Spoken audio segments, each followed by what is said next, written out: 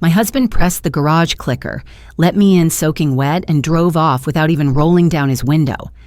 I froze on the driveway, fingers locked around the plastic grocery bags cutting into my palms.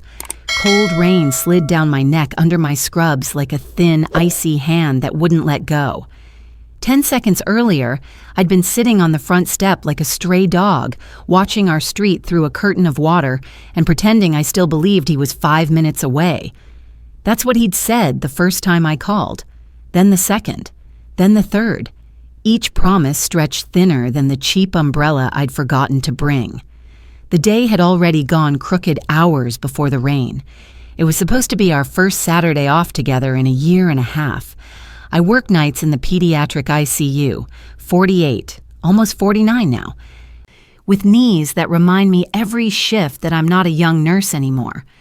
I had circled this Saturday on the calendar in red, a little island of hope between codes and ventilators, and tiny hands gripping my fingers in the dark. He was the one who'd said we should go to the animal sanctuary. "It'll be good for you," he'd told me, kissing my forehead while I packed my lunch for yet another double. "You need something that isn't fluorescent lights and heart monitors." I'd held on to that picture when the week got rough. Sunshine, animals, no alarms. Instead, when I woke up that morning, the bed beside me was empty and cold. The digital clock blinked 9:07 a.m. in soft green.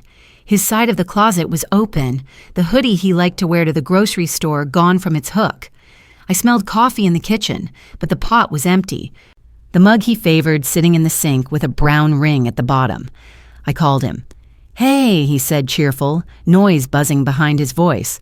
"What's up?" "Where are you?" I asked, still half tangled in sleep. "We were going to leave by 10, remember?" "Oh, yeah, I'm with Liam," he said. "We grabbed breakfast. I'm just helping him set up some lights. The weather's trash anyway, babe. Too rainy for the sanctuary. We'll do it another time." I looked out the window. The sky was overcast, but it wasn't pouring yet. Just a dull gray, the kind of morning that could go either way. Something knotted in my chest. Another time. I knew how elastic those words were with him. Another time often meant never. "I thought today was our day," I said quietly. He sighed, the way he does when a kid in a game feeds the enemy team. "Don't start. I'll be home later. We can cook dinner together or something. Make it a chill day in. It's not that deep." It wasn't worth a fight. Not while I still tasted the hospital's stale air at the back of my throat. So I swallowed my disappointment like old coffee, bitter and lukewarm, and said, "Fine, see you later." The rain came in earnest around noon, drumming on the kitchen window while I loaded the dishwasher and wiped down counters that didn't really need wiping. I checked my phone twice between plates. No messages from him. At 1, the front door opened and he strolled in, damp hair pushed back, smelling like car air freshener and someone else's bacon. "Hey," he said, dropping his keys in the bowl. "Man, it's crazy out there." I searched his face for some flicker of apology. It wasn't there. Just the lazy satisfaction he always wore after hanging out with his best friend. He kicked off his shoes, padded into the living room, and powered on the console with a beep that seemed louder than usual. "I thought we might still go out for lunch," I tried. "Or just do something together?" He picked up the controller, eyes already on the screen. "It's gross out. Let's just chill. We'll cook later. Team's online right now." That was the shape of my marriage in one sentence. Team's online right now. Everything else, my exhaustion, our plans, the red circle around this Saturday could wait in the queue. By 5, he was pulling his shoes back on. "Where are you going?" I asked, already knowing the answer. "Back to Liam's," he said. "He needs help with something else. I'll be back in time for dinner, promise. Don't worry about groceries. I'll go with you." I didn't remind him that I was the one who paid for those groceries. I didn't tell him the word promise had started to sound like a joke when it came from his mouth. I just nodded and watched the door close behind him. At 7, I pulled on my jacket and wrapped a scarf around my neck. The rain was heavier, bouncing off the pavement in small, angry splashes. I don't drive anymore.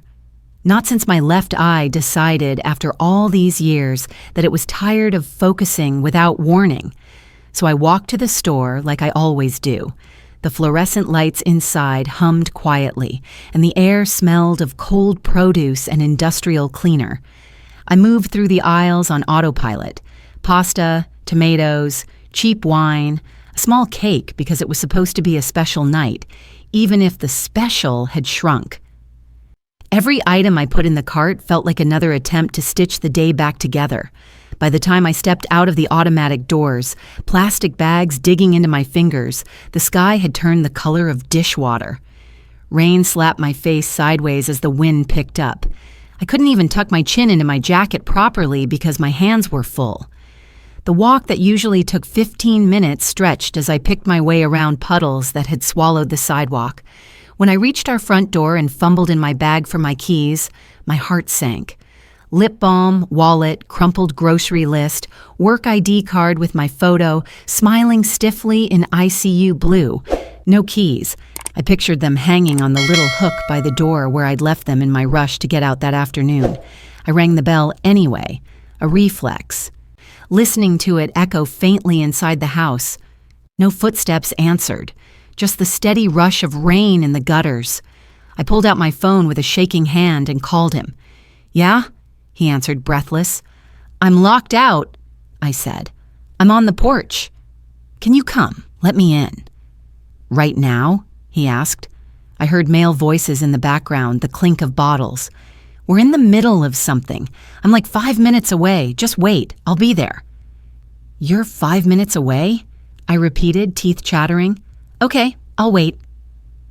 5 minutes bled into 15. Water seeped into my shoes, cold and relentless. I shifted from foot to foot, the concrete slick under my soles. A car drove past slowly, its headlights brushing over me. I imagined what I must look like. Middle-aged woman in wet scrubs, arms full of bags, standing outside her own house like a guest who arrived too early. At 25 minutes, I called again. "Where are you?" I asked. He huffed. I said I'm coming. We had to fix something first. Stop panicking. You always do this. I stared at the dark window, at the faint reflection of my own face, rain streaking down the glass, like veins. "I've been out here a while," I said. "I'm freezing." "Just wait," he said, voice already drifting away from me toward whatever game or project he and his friend had decided was more important than our first shared day off in 18 months. "I'll be there." When his car finally turned into the driveway, my fingers had gone numb. Headlights flooded over me, flattening everything into white and shadow. He didn't even slow enough for me to see his expression clearly. Just that familiar profile. Lit by the dashboard, one hand loosened from the steering wheel, long enough to lift the garage remote. The door rumbled open behind me. He didn't look at me, didn't roll down the window, just pressed the clicker, waited for the gap to be wide enough, then eased the car forward, hit the button again, and backed out. I watched his taillights shrink down the street until the red blurred into the rain. Inside, the house felt too quiet. The kitchen clock ticked with small, precise judgment. I set the dripping bags on the counter and peeled my soaked jacket off, my shoulders burning as the cold released its grip. My phone buzzed on the table. "Going out with Liam," his text read. "We're driving out for something. Don't wait up. We'll cook another time." Another time. I stared at the words until they doubled. My thumbs hovered over the screen. For years, I'd swallowed small slights because I knew what real emergencies looked like. Babies whose hearts stopped, parents whose worlds collapsed in a phone call. I told myself these were small things, that I was too old to make a scene over a missed dinner, a forgotten promise, a woman left in the rain. But sitting on that porch had felt like triage too, in its own way. Something vital had gone limp, and I had watched myself do nothing. "I'm upset," I finally typed. "I don't want to talk tonight. When you get home, please leave me alone. Sleep somewhere else." I sent it before I could soften it, before the part of me that always made excuses for him could wake up. In the bedroom, I changed into dry clothes, my skin prickling as warmth slowly returned. I looked at our bed. Our bed.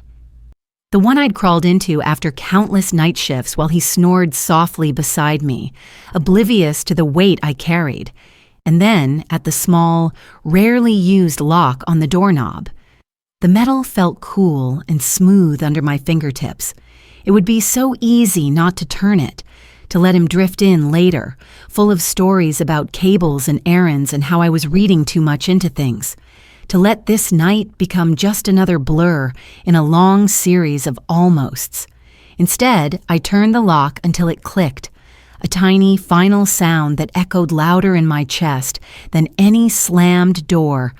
Then I slipped under the covers, lay on my side facing the wall, and listened for the moment his key finally slid into the front door downstairs. The house was silent when I woke, the kind of silence that doesn't belong to morning, but to a space waiting for something to go wrong. A dull light pushed through the blinds, cold and gray, soft enough that it didn't quite reach the floor. My head felt tight, like I'd fallen asleep bracing for impact. The lock on the bedroom door was still turned. My hand brushed over it on my way out, fingertips dragging along the cool metal. I half expected it to be loose, like it hadn't really happened, like the night had softened all my edges enough to rewrite itself. But no, there it was, firm. A decision I couldn't pretend wasn't mine. I listened for sounds of him downstairs. Nothing. Just the low hum of the refrigerator and the faint ticking of the thermostat cycling on. I stepped into the hallway and saw the closed front door, a pair of wet footprints faintly visible on the tile. He'd come home late, early, sometime between 3 and 4 by the look of it. And he hadn't tried the bedroom door, or maybe he had, and the click of the lock had been enough to push him back into the shadows of the living room. I walked toward the kitchen and stopped. His shoes were by the door, carelessly kicked off. His jacket lay draped over a dining chair, still damp at the edges. A faint smell of cigarette smoke clung to it, even though he supposedly didn't smoke. Something tightened in my chest. It wasn't anger, not yet. It was something quieter, something like being observed without knowing who was watching. On the counter, a dirty glass sat beside a half-empty water bottle. The cap was missing. Small things. Meaningless things, but they all pointed to the same truth. He had come home and moved through the house like he owned every corner of it. Even after leaving me outside in the rain long enough to numb my fingers, I made coffee. Not for us, just for me. The scent filled the kitchen, warm but oddly hollow. I stood with my hands wrapped around the mug, letting the heat sink into my palms. When he finally appeared in the doorway, rubbing his eyes, his hair sticking up in uneven peaks, he looked at me like I was the interruption. "Morning," he mumbled, stretching his arms overhead. My heart tripped once, but I kept my voice even. "Morning." He looked around the kitchen, confused for a second, like he was waiting for me to bridge the gap between us. But I didn't. I watched him move. How he avoided meeting my eyes, how his jaw tightened when he spotted the locked bedroom door still slightly ajar. "So," he said, picking at the hem of his shirt, "you were serious about last night?" I didn't respond immediately. I stirred my coffee even though I'd already dissolved the sugar. "I was locked out in the rain for nearly an hour," I said quietly, "after spending the whole day alone on the one day we were supposed to have together." He scoffed, barely but enough to sting. "I told you I'd come. You always make everything bigger than it is." A cold shape settled in my stomach. It wasn't unfamiliar. I'd felt versions of it before. At work, kids cry because their pain is too big for them. Adults cry because someone else tells them it's too small. I took a breath, grounding myself the way I tell nervous parents to. "You told me 5 minutes," I said. 3 times. He shrugged. "We were finishing up. Liam needed help." There it was. The subtext curled beneath every word.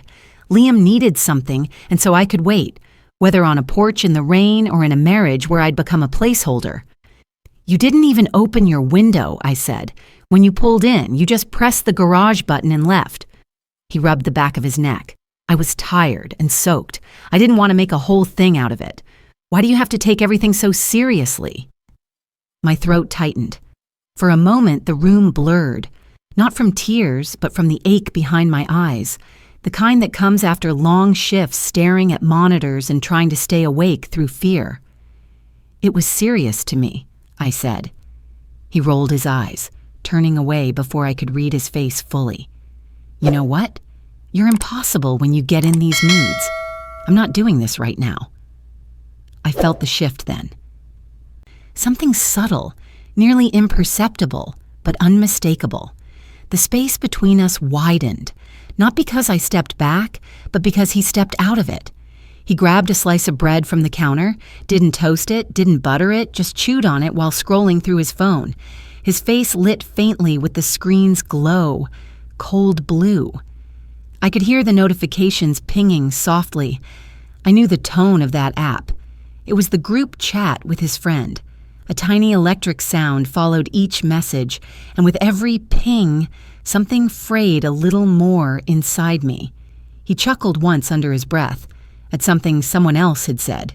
Not at me. Not with me. I rinsed my mug, set it upside down to dry, and reached for my coat. You're leaving? He asked without looking up. I have shopping to redo, I said. Half of what I bought yesterday is ruined. Why?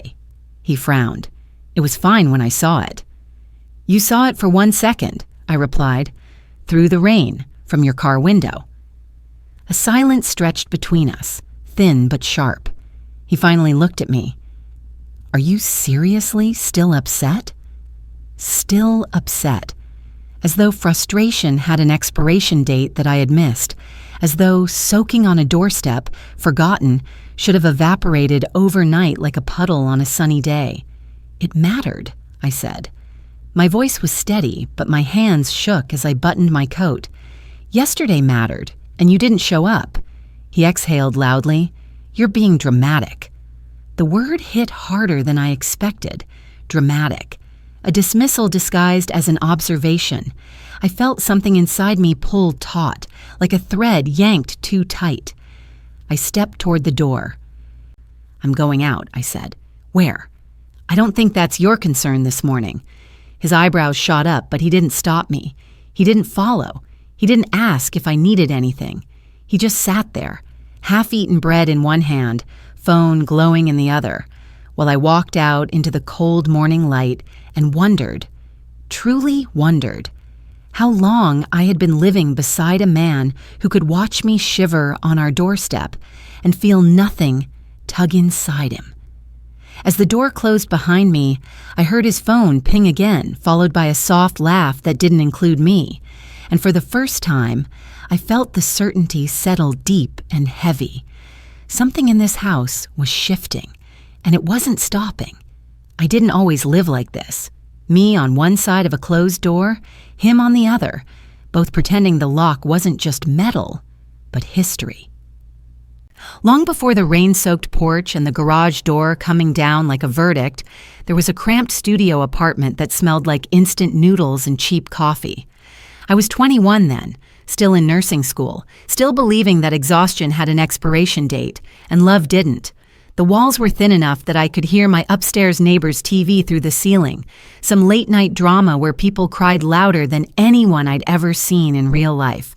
Back then, my whole life fit into 3 objects: my hospital ID badge on a blue lanyard, a secondhand beige couch with one sunken cushion, and a pair of white sneakers that never really turned white again after the first semester on the wards. Those 3 things followed me through everything. The badge meant I belonged somewhere. The couch meant I had a place to land. The sneakers meant I could keep moving no matter how much my feet ached. I grew up in a house where money was always a conversation happening in the next room.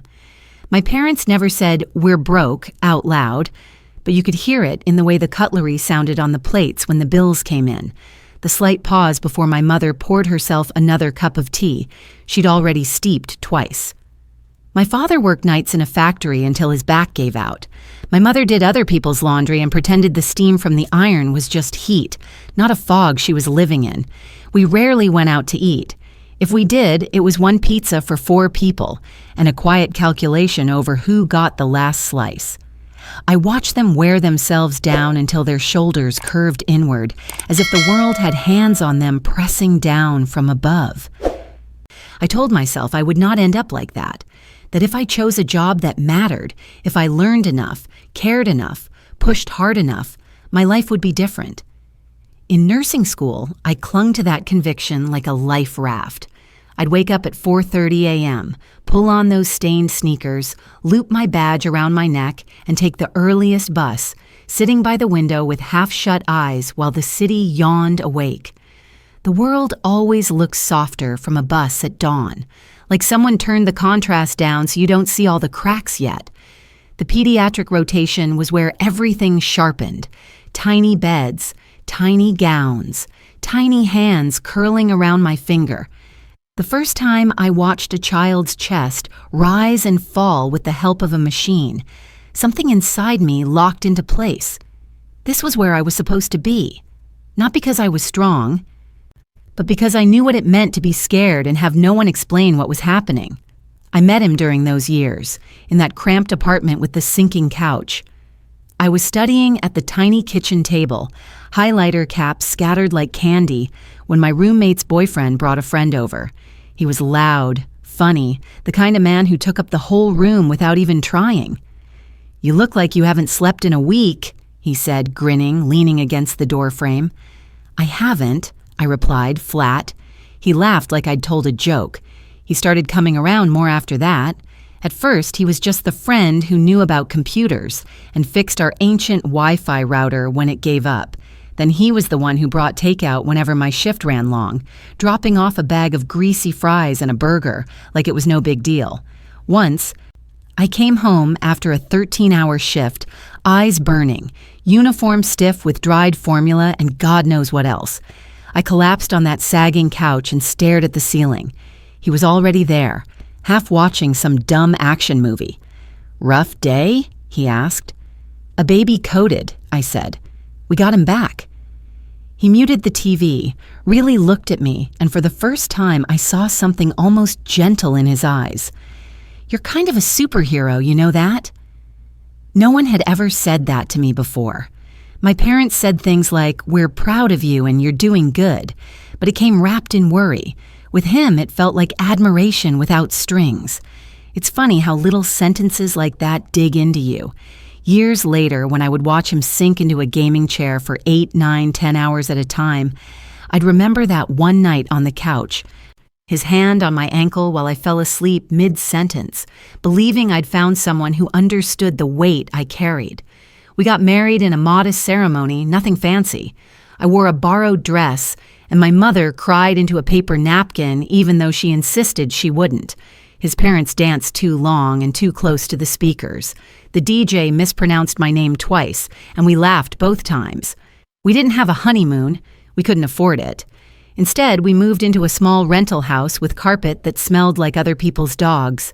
We promised each other we'd upgrade someday, when his degree paid off and my overtime slowed down. "Just until I get my career started," he said, lying on the new old couch we bought together, a slightly less stained version of the one from my student days. "Once I get a good job, you can cut down your hours. We'll travel. You won't have to work nights forever." I believed him. I wanted to. He had always talked big about his future. Management positions, projects, the kind of salary that would finally let me breathe. In those early years, he did try. Interviews, temp jobs, applications. I watched him sit at the kitchen table with his laptop open, forehead creased, fingers tapping out cover letters, while I ironed my scrubs for the night shift. I told myself we were building something together, even if the foundation was uneven. There's a particular night that sits in my memory like a stone. The first time I did 3 consecutive 12-hour shifts in the ICU. On the last morning, my legs felt like lead pipes. My sneakers were damp from where a child had vomited on my shoes, and I just wiped them off and kept going. My badge was twisted around, the photo facing my chest instead of the world. When I finally made it home, every step up the front walkway felt like climbing a mountain. The sun was already high, too bright, making everything look sharper and meaner. I opened the door quietly, hoping not to wake him. He was in the living room, headset on, eyes locked on the screen. The curtains were drawn, turning the room into a dim cave lit only by the flicker of the TV. Empty soda cans lined the coffee table. An open bag of chips lay on its side, crumbs scattered like sand. He didn't hear me at first. His fingers flew over the controller, jaw clenched, eyes narrowed. The voices of strangers shouted through his headset, urgent and excited. I stood there for a moment, backpack sliding off my shoulder, watching him. My body hummed with the leftover adrenaline of the night. The beeping monitors, the alarms, the small hand that had gone slack in mine and then squeezed again after we stabilized him. Finally, he noticed me. "Oh, hey," he said, not pausing the game. "You're home early." "I'm 12 hours late," I said. My voice sounded far away, even to me. He laughed, eyes still on the screen. "Time flies." I stepped out of my shoes, my socks damp, leaving faint marks on the tile. I remember glancing at the couch, the same couch where he'd once muted the TV to listen to me talk about my day. Now it was coated in crumbs and an imprint of his body where he'd been sitting for hours. I told myself it was just a phase. Everyone needed downtime. His job search was stressful. The games helped him cope. I repeated those sentences like a mantra while I showered. The water hitting my tender feet, turning the day's sweat and hospital air into steam that fogged the mirror. Little things piled up slowly. A bill left unopened on the table. A job fair he didn't attend because it didn't look promising. A meeting with a recruiter he skipped because his ranked game went into overtime. Each time he'd shrug and say, "I'll do it tomorrow." Tomorrow became next week. Next week became when things settled down. They never did. Meanwhile, my sneakers wore down in layers, foam, rubber, support. My badge photo stayed the same, even as my face changed. Thinner in some places, heavier in others, lined differently each year. My schedule became a patchwork of day and night shifts, overtime hours sewn between them like thread holding a too small fabric together. When the pandemic came, our world shrank even further. The hospital corridors smelled more sharply of antiseptic and plastic.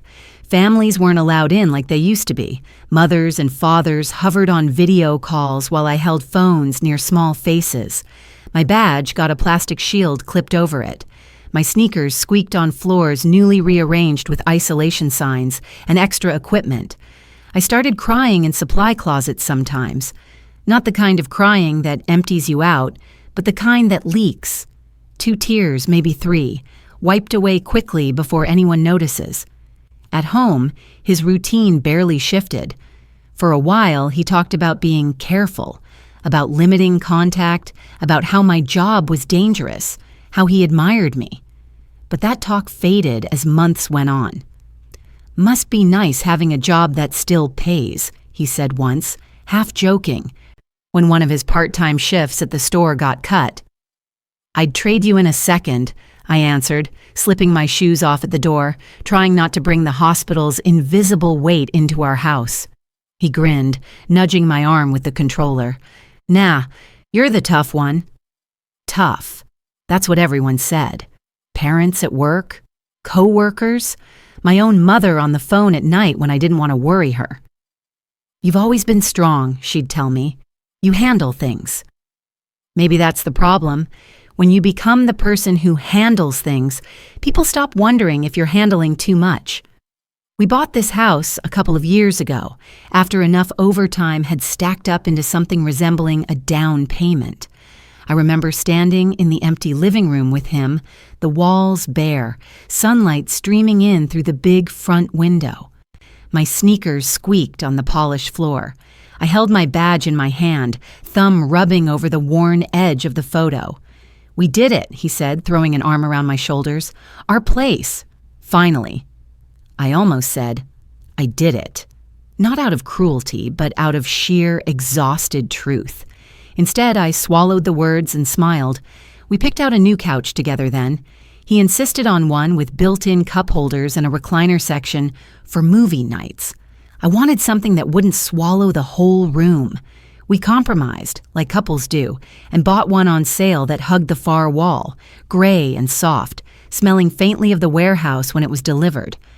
The first time we fell asleep on it together, a movie still playing, his hand resting warm on my knee, I let myself think, this is what we were fighting for.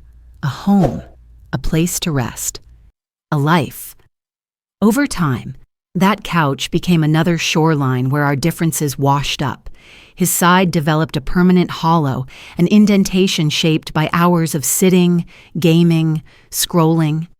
My side stayed firm, mostly empty because when I was home, I was usually doing something. Laundry, cooking, charting notes in my head for patients I'd see the next day. Sometimes, late at night, I'd sit on that couch alone after a shift, sneakers kicked off, badge hanging loosely against my chest, and listen to the house breathe. The fridge hum, the heater groan, the faint echo of footsteps from the neighbors a few houses down. I'd look at the dishes in the sink, the unopened envelopes on the counter, and feel the old familiar sensation from childhood, that money and responsibility were always having a conversation in the next room. And I was the only one listening. He wasn't always cruel. That's the part that keeps people like me stuck longer than we should be.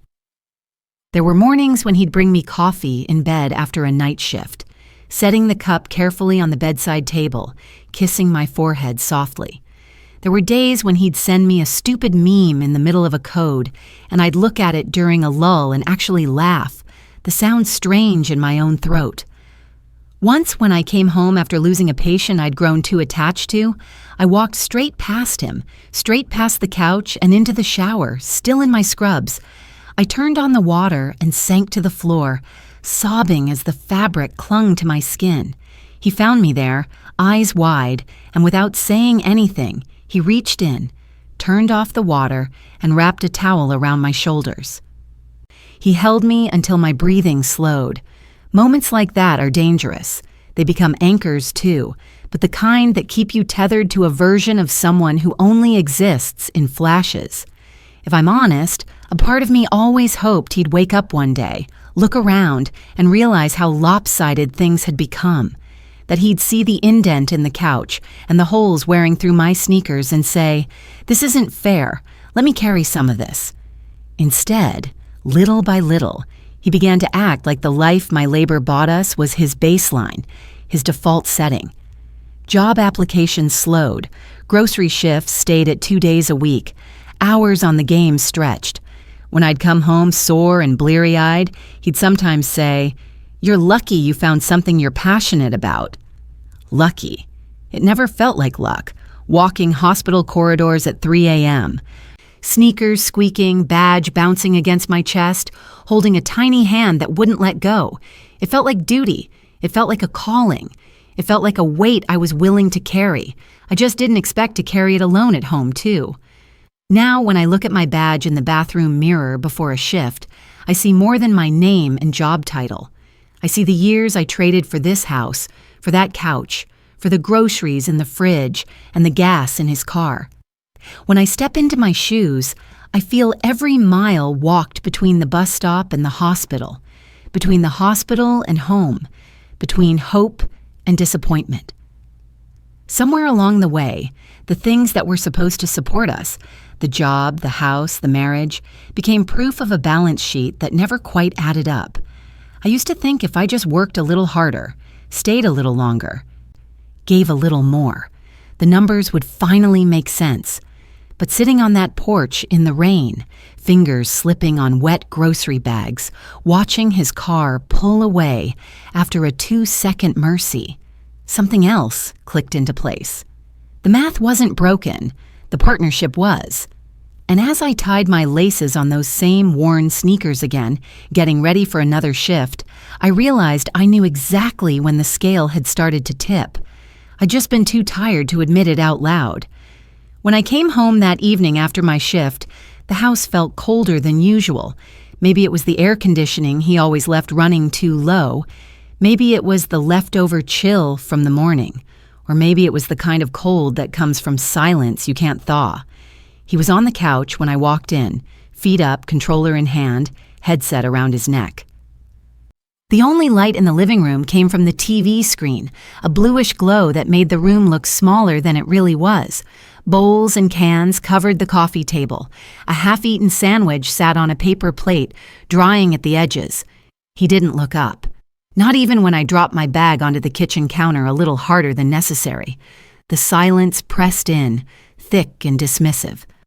I stood there for a moment, body still humming from the hospital noise, the pumps, alarms, hurried footsteps, until the sudden quiet felt like stepping off a treadmill while it was still running. "You ate already?" I finally asked. "Yeah," he said, eyes glued to the screen. "Liam sent me a clip. You gotta see this later." No acknowledgement of my presence. No, "How was work?" No, "Did you get home safe?" Just the glow of the game and the soft flick of his thumbs. I walked to the sink and began rinsing the containers he'd left from the night before. The water was lukewarm, splashing against the metal, filling the room with tiny sounds he didn't notice. When I opened the dishwasher, I flinched. Dishes everywhere, stacked haphazardly, bowls blocking the spray arm, plates crusted with dried sauce. It looked like someone had shoved everything inside in a single motion, just to get it out of sight. I ran a fingertip across the top rack. Grime coated it. He didn't bother to check if anything actually got clean. "Hey," I said, keeping my voice even, "these dishes weren't washed properly." He paused his game, not for me, but for the irritation in my voice. "Oh my God," he groaned. "It's a dishwasher. It washes dishes. What else do you want?" "I want them clean," I said. He scoffed. "You're being dramatic again. They're fine." I held up a fork. There was dried egg stuck between the tines. "This is not fine." He rolled his eyes. "Then wash it by hand. You're better at this stuff anyway." The words landed with a quiet thud, not loud enough to explode, but sharp enough to bruise. Better at this stuff. This stuff. The labor that kept our home running, minimized into a chore he couldn't be bothered to learn. I set the fork down slowly, my hand steady only because I'd mastered the art of steady hands in rooms where shaky ones cost lives. Somewhere behind me, he yawned loudly and stretched, knocking over the empty soda can beside him. It fell to the floor with a metallic clang. He didn't pick it up, I did. A few hours later, after he'd showered and left his wet towel on the bed again, I found him in the kitchen staring at his phone. There was a stack of mail on the table, my pay stubs, 2 medical bills from tests he hadn't gone to, a utilities invoice with my name on it because he'd forgotten to switch the account like he promised. "Did you see the electricity bill?" I asked gently. "It's higher this month." He shrugged. "You're the one who wanted the house to stay warm, not my problem." "It is your problem," I said. "These are our bills." "No," he said, without looking up. "These are your bills. You make the money." The floor seemed to shift under me, a small, sudden tilt that almost sent me off balance. He'd never said that out loud before. Not like that. Not with that sharp edge of entitlement behind it. I wiped the counter slowly, buying myself a few seconds to keep my breath steady. That towel-like coldness settled again. Quiet, creeping, humiliating. Later, when I walked past the living room, I heard him on the phone, voice lowered just enough that I wasn't supposed to hear the words, only the tone. "She's in a mood again," he whispered, chuckling softly. "Yeah, I know. She gets like this. Nurses, man. Always stressed." The sentence drifted, faded, twisted into something oily. I kept walking. I didn't trust my hands not to shake. That night, when I laid my badge on the dresser and unknotted my laces, I felt smaller than I had in years. Smaller even than I'd been in nursing school, when everything felt too big and too hard. Back then, at least, I'd believed someone was cheering for me. Now the house felt like a narrow hallway, each room a reminder of how much space he took up and how little room he left for me. The refrigerator hummed in the background. A cabinet door hung slightly open because he never closed them fully. His towel still lay crumpled on the floor of our room like a surrender flag thrown by someone who expected me to pick it up. I didn't. Not this time. Instead, I crawled into bed, turned away from his side, and listened to him laugh softly at something on his phone, something that had nothing to do with me. My chest tightened, not with anger, with clarity. The kind that comes when the water finally stops dripping and you can hear the quiet truth underneath. As I closed my eyes, I felt the moment waiting for me. Quiet but sharp, like the snap of something stretched too far. I didn't know when it would come, but I knew it was close. Close enough that I fell asleep listening for the sound of the next crack. 2 weeks after the night I locked the bedroom door, the snap finally came, not with a shout or a slam door, but with a sentence spoken in a voice I was never supposed to hear. It had been one of those shifts that make your bones feel older than your years. A tiny boy with pneumonia who wouldn't stop fighting the ventilator. A teenage girl whose parents argued in the hallway while I checked her IV. A mother whose hands wouldn't stop shaking when she signed the consent form. By the time I peeled off my gloves and tossed them into the bin, my fingers were trembling for reasons that had nothing to do with caffeine. The hospital corridor smelled like disinfectant and something sweet from the cafeteria downstairs. My sneakers squeaked as I walked, my badge bouncing against my chest. I clocked out, slid my ID into my pocket, and stepped into the cool night air of the parking lot bus stop, the city lights blurred by the sheen of tired tears I refused to let fall. On the ride home, my head throbbed with every bump. I stared out the window at the familiar storefront sliding by. Saturdays used to mean something, crowds and plans and noise. Now they were just days I might or might not have him at home, evenings I might or might not spend alone. When I pushed our front door open with my hip, the first thing that hit me was laughter. His laughter. Loud, unrestrained, coming from the living room. The second thing was the smell. Grease and alcohol and something burnt. My eyes went straight to the kitchen as I dropped my bag on the counter. There, in the sink, sat a mountain of dirty dishes crusted with food from meals I hadn't eaten. On the stove, a pan with a thick layer of congealed sauce sat abandoned, the burner still faintly warm. Empty beer bottles lined the counter like a row of trophies. "Babe, you home?" he called, still laughing. I didn't answer. My body moved on autopilot. Slippers off, shoes pushed aside, hands under the tap to wash away the hospital. Warm water ran over my fingers, turning pink where my skin had cracked from constant sanitizer. "Hang on, I think she's here," he said to someone. "Watch this." The words pricked at me. Watch this. Like I was a clip in one of his games. I dried my hands and stepped toward the living room. The TV screen glowed with a paused game, colors frozen mid-explosion. He was sprawled on the couch, phone pressed to his ear, an empty pizza box open on the coffee table. There were crumbs everywhere. The cushion next to him was dented. Another body's impression just beginning to fade. He didn't see me. I was in the doorway, half-shadowed, socked feet silent on the floor. "Nah, man," he said into the phone, laughing. "She's not kicking me out. Where would she go? She needs me more than I need her." The words hit my chest like a physical blow. I stopped breathing. The person on the other end said something I couldn't hear. He chuckled again, shaking his head. "Are you kidding? She pays for everything. I've got it made. She's not going anywhere. She can cry if she wants, but she won't do shit. She's too, I don't know, responsible or whatever." There was a pause. My heart hammered so loudly I could hear it in my ears.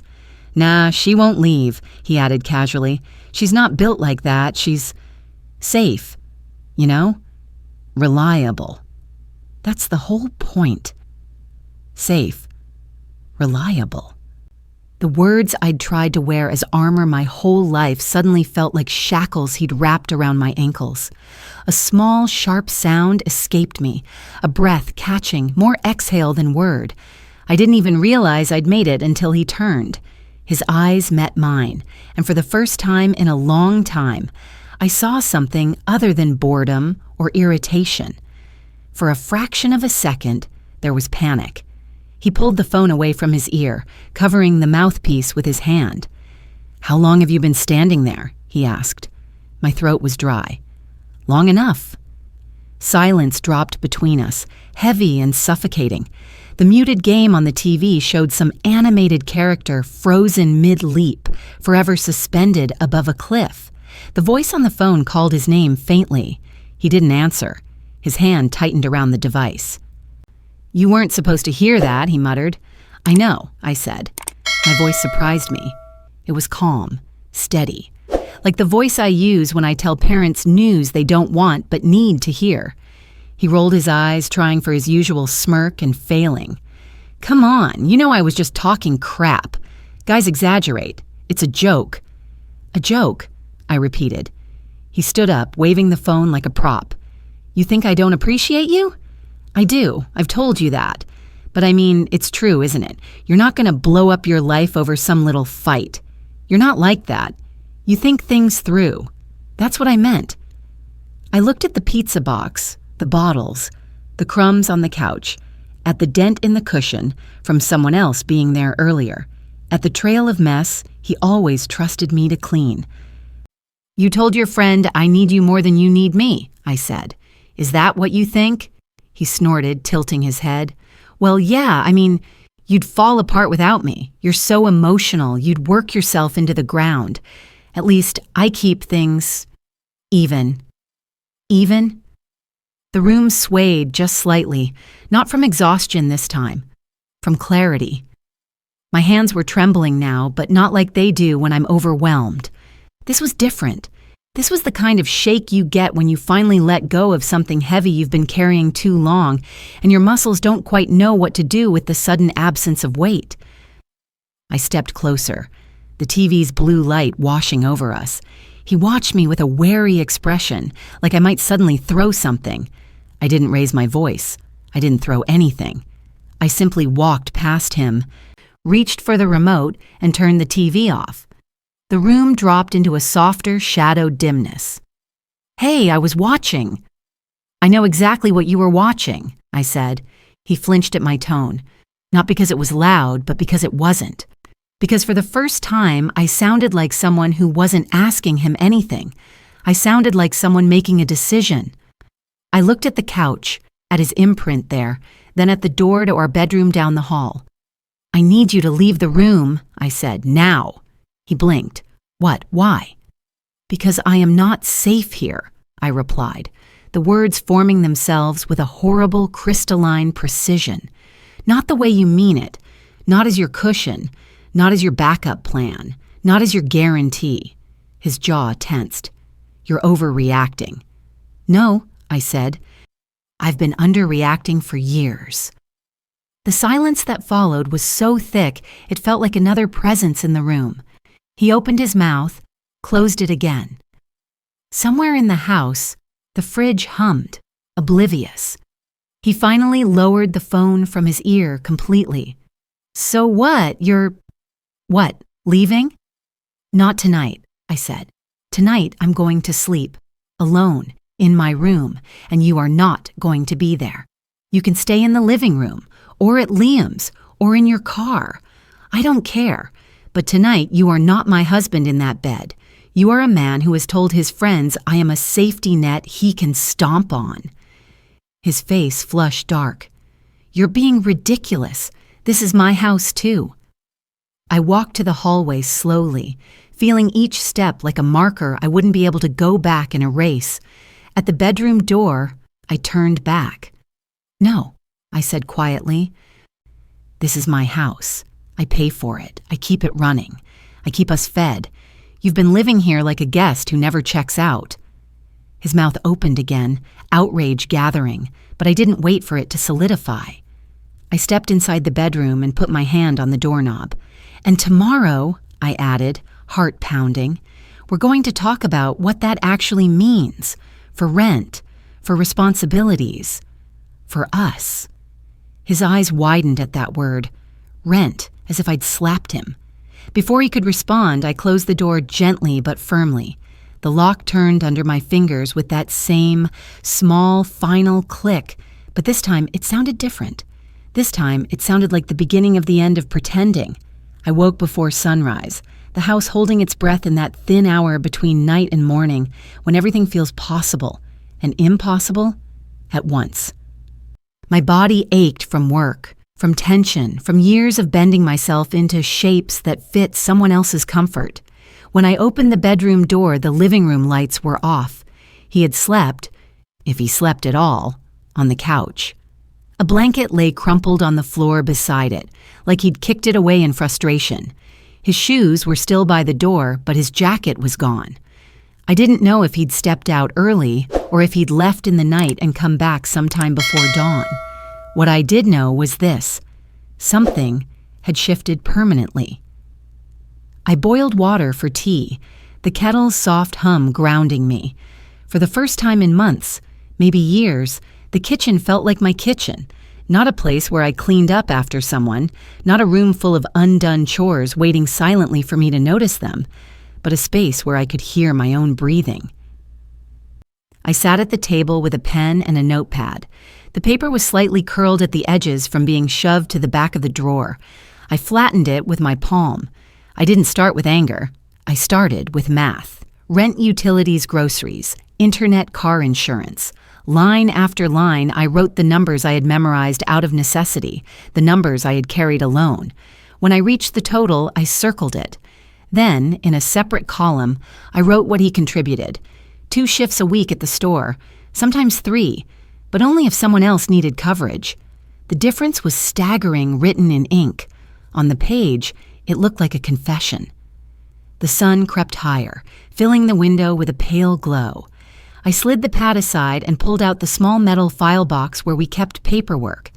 Inside were bills, contracts, old tax documents, receipts. I sorted them into piles, his and mine, and my stack rose higher.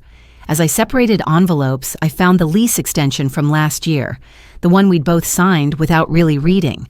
My signature was steady. His was rushed, slanted, almost careless. A wave of nausea rose in me as I scanned the line listing the responsible tenant. My name, only mine. He'd insisted at the time that adding his was unnecessary. "It's just paperwork," he'd said with a grin. "You're better with these things anyway." Those words echoed now with a new weight. I took a shaky breath and kept working. Evidence wasn't always dramatic. Sometimes it was quiet, mundane, ink on paper. My phone chimed at 8:12 a.m., a message from a coworker checking in about next week's shift schedule. Then another, this one from my bank, a balance alert reminding me of a deposit. His name wasn't on that deposit.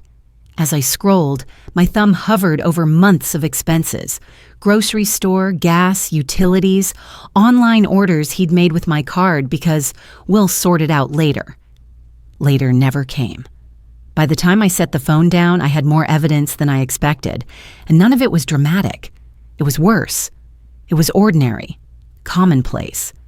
The kind of slow erosion you don't see until you realize you're standing in a different landscape than the one you started in. Around 9, the front door opened. He stepped inside quietly as if entering a stranger's home. His hair was messy. Dark circles sat under his eyes. He paused when he saw me at the table, papers spread out, pen in hand, the kettle still warm. "You're up early," he said, voice flat. "I needed to work on something," I replied. He glanced at the stacks of paper but didn't move closer. His jaw tightened. "So this is how it's going to be?" he asked. I didn't answer immediately. I aligned the papers with the edge of the table, a small habit from work, order before conversation. Finally, I said, "This is how it has been. I'm just writing it down now." He scoffed, rubbing a hand over his face. "You're acting like I do nothing." "You do very little," I said plainly, "and I've been carrying the weight of both our lives." He made a frustrated sound, pacing. "You knew what my schedule was like. You knew things were tough. Why bring all this up now?" "Because you told someone I'd never leave you. Because you said I needed you more than you needed me. because you thought my reliability was your guarantee, but I didn't say any of that. Not yet. Instead, I opened the notebook and slid it toward him. These are the bills, I said. This is what I pay. And this is what you pay. He stared at the numbers. I watched his expression shift, not to guilt, not to apology, but to something colder, fear of accountability. So what? He said finally. You want me to chip in more? Fine. I'll try to get more shifts. That's not enough, I replied softly. His head snapped up. What does that mean? It means I'm done pretending this is a partnership. The kettle clicked as it cooled. The sound was too loud in the quiet room. Are you saying you want divorce? He asked, voice rising. I'm saying I want fairness, I said. If you want to stay in this house, you contribute to the bills, to the chores, to us. He sank into the chair across from me. For the first time in a long time, he looked small. I didn't think you'd actually do something like this, he whispered. I know, I said. That's the problem.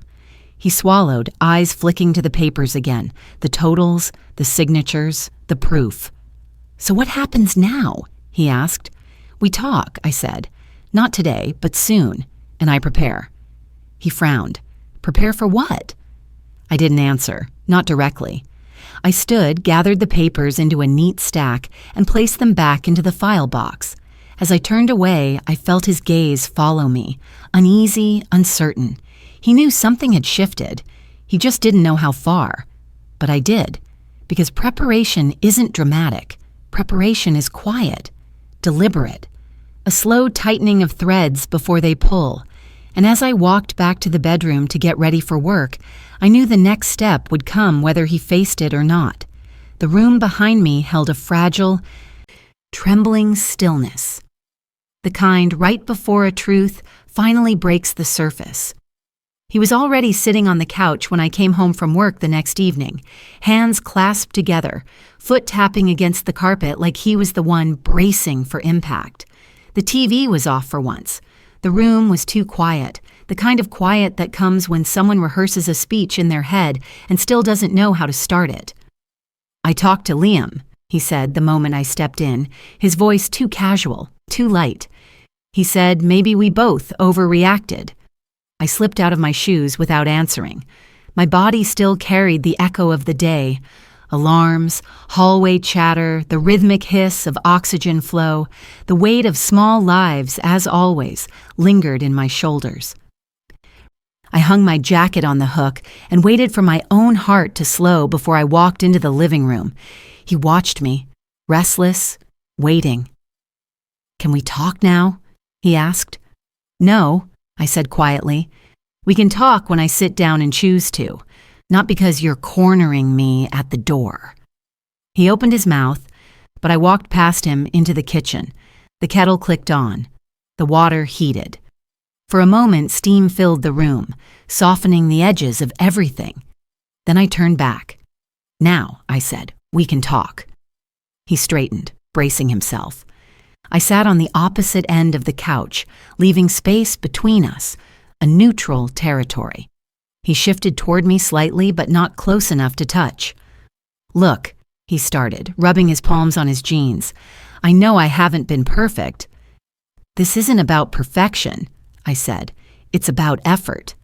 He swallowed. I'm trying. No, I said. You're apologizing. That's not the same thing. His face tightened, a flash of irritation breaking through the fragile calm. Why does everything have to be dramatic with you? Can't we just move forward? The words hung in the air, almost daring me to drop the conversation, to smooth over the rough edges like I had every other time. But something in me had changed, something he couldn't see, but could feel.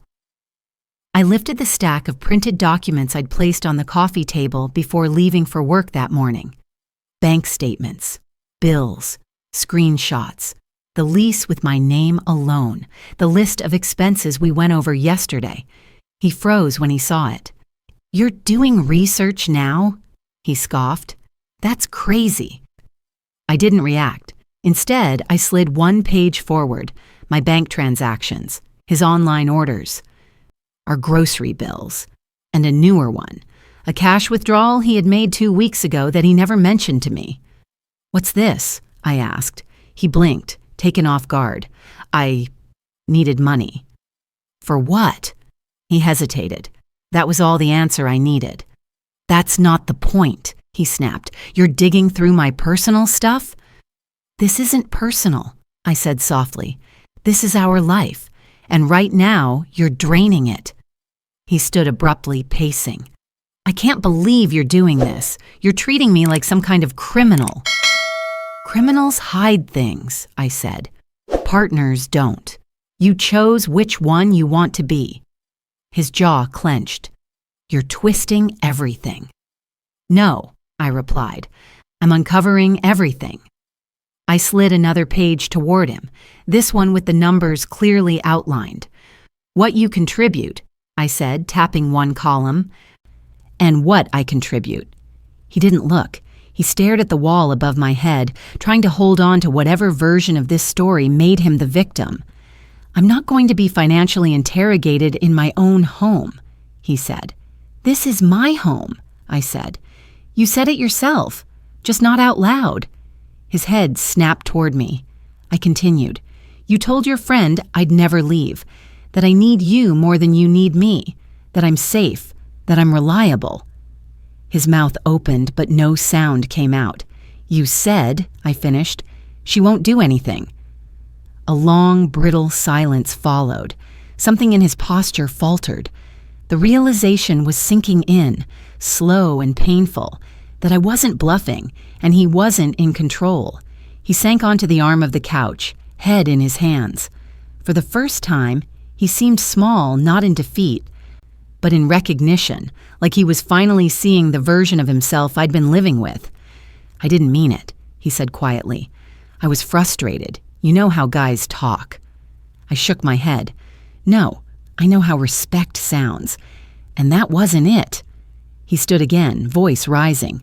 "So what? You want me gone? Is that it?" "I want accountability," I said, "starting now."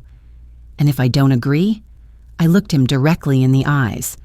"Then you leave." He stared at me like he couldn't decide whether I was bluffing or burning the bridge entirely. His hands shook, just slightly, but enough that he shoved them into his pockets to hide it. "You'd really throw me out?" he asked, voice cracking. "I'm not throwing you out," I said. "You're walking out if you refuse to change." His breathing quickened. "Change? What do you even want from me?" "Enough," I said. "Effort, contribution, respect, something other than excuses." He took a step closer, lowering his voice like proximity could change the outcome. "We can fix this. We always fix things." "No," I said, standing. "You smooth things over. I fix them." He blinked, stunned. I reached into the folder one last time and pulled out the lease. The bold line with my name alone, the place where his signature should have gone but never did. "I want you to understand exactly where the foundation of this house lies," I said. "Not because I'm threatening you, because I'm telling the truth you've been ignoring." His face paled. "You're serious?" "For the first time in years," I said. He grabbed a cushion and threw it onto the couch in frustration, pacing in tight circles like a trapped animal. "This is insane," he muttered. "You're ruining everything." "No," I said calmly. "I'm revealing everything." He stopped, stared at me, really stared. "What happens now?" he asked in a trembling voice. I walked to the front door, placed my hand on the knob, and looked back at him. "Now," I said, "you decide whether you want to be my partner or my responsibility." His eyes widened. A breath caught in his throat. "And what if I choose neither?" he whispered. I opened the door. Cold evening air rushed in, filling the room with a sharpness that felt like truth. "Then the house answers for you," I said, "because it no longer belongs to someone who treats me as optional." The door stood open between us, like a question waiting to be answered, and he didn't step forward. He didn't step back. He just froze, caught between the life he'd taken for granted and the one I was finally willing to rewrite without him. The house felt strangely quiet after everything, as if it had been holding its breath for years and finally released it. I stood by the open door for a long moment, waiting to see which way he would move, toward me, toward responsibility, or toward escape. But he didn't move at all. He just stared at the threshold like it was a mirror reflecting something he wasn't ready to face.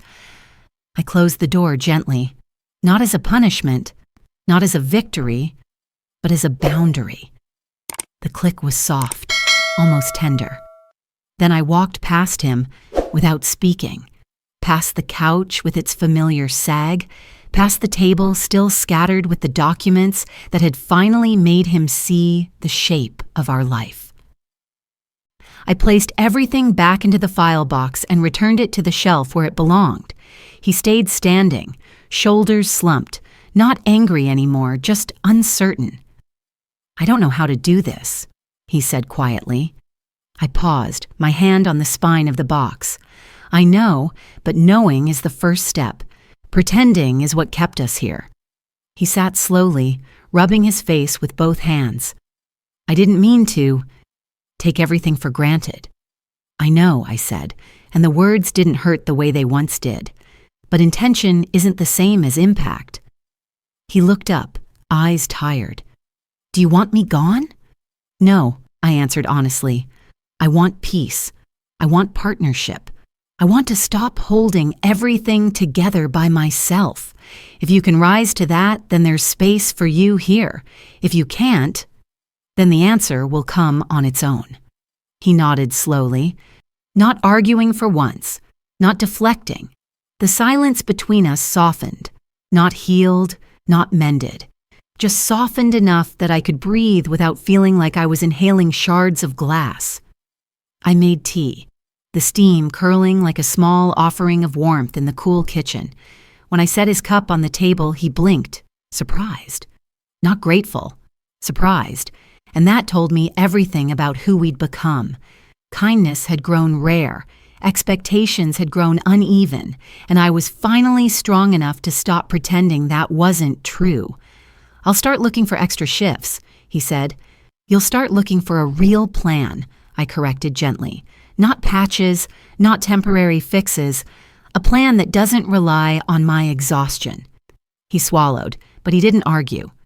The evening passed in a kind of quiet I hadn't felt in years, not tense, not waiting for an eruption, just quiet. I folded blankets.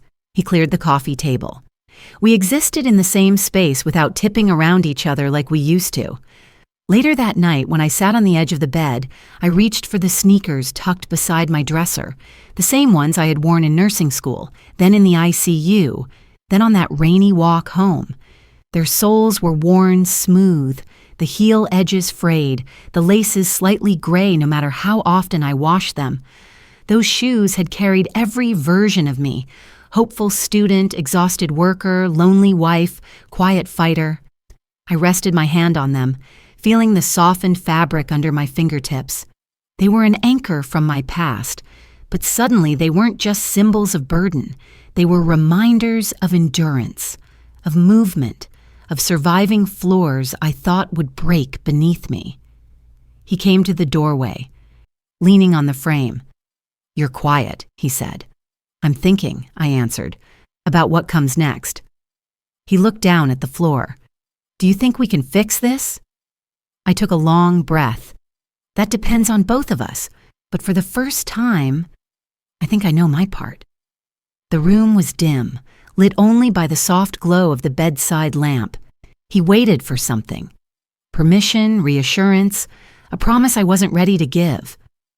"I'll sleep on the couch tonight," he said quietly. I nodded. "That's a start."